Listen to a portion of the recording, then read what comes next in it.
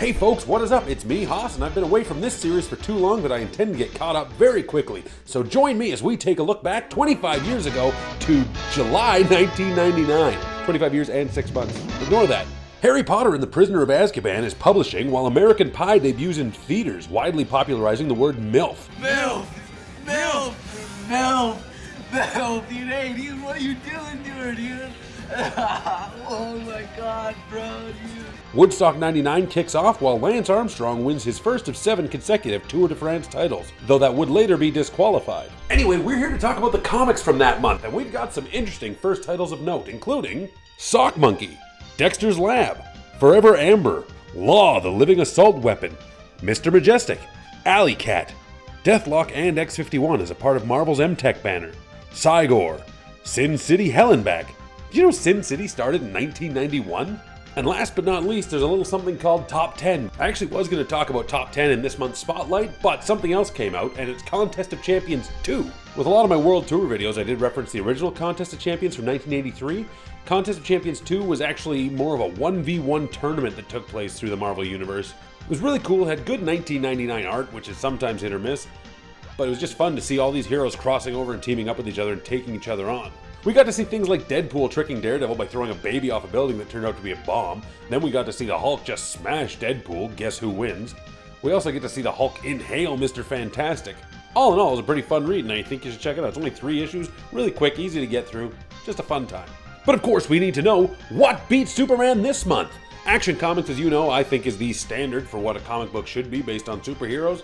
It was in the 66th spot this month, so there's a lot ahead of it. But I'm going to go with Thunderbolts issue 30. It's in the 48th spot. It sold about 4,500 issues more than Action Comics, and it looks like Hawkeye and Moonstone are going to get busy. But honestly, the Thunderbolts started in 1996 after Onslaught. It was a really good concept. It was a bunch of villains pretending to be heroes, so not unlike Suicide Squad, but actually quite unlike Suicide Squad.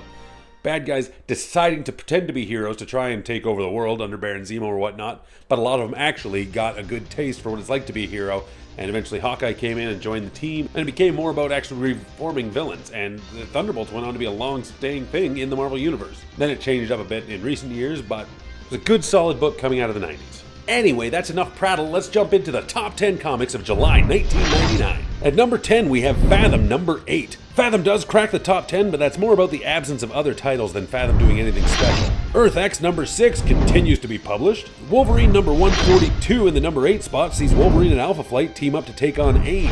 The only mainline DC title in the top 7 is JLA issue number 33. It's actually a really good issue by Mark Waid where we see that JLA has to take on Bruce Wayne. Also, it's a No Man's Land tie-in, so that doesn't hurt.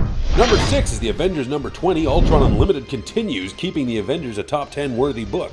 A new miniseries launched this month at number 5. Following the events of the other X-Men titles, Scott and Jean put together a team consisting of Wolverine, Cable, X-Man, and my boy Archangel to save some mutant children, but they end up facing off the mysterious new Horseman, Death. In the number 4 spot, Spawn number 88 also exists. Another new title in the top 3 is Rising Stars number 1. This is another one of those Image comics that I was aware of but never really read. Fresh off of Babylon 5 but not quite ready for Amazing Spider-Man, J. Michael Straczynski creates Rising Stars. A meteor hits Earth and it appears that every child that was in the womb gets superpowers. I might actually continue reading this one, it was an interesting premise. Number 2, X-Men 92 sees Professor Xavier be a jerk and actually disbands the X-Men, and we do see several members go their separate ways. And Uncanny X-Men number 372 is in the number 1 spot for the 7th consecutive month, but unlike Lance Armstrong, this will not be taken away. Anyway, there you have it, folks. That was what was going on in comics 25 years ago. Were you reading comics back then? Do any of these ring a bell? Was there something special about 1999 that I haven't mentioned yet? Be sure to like and subscribe and come back later to see what goes on next month, and all my other videos that are really worth watching.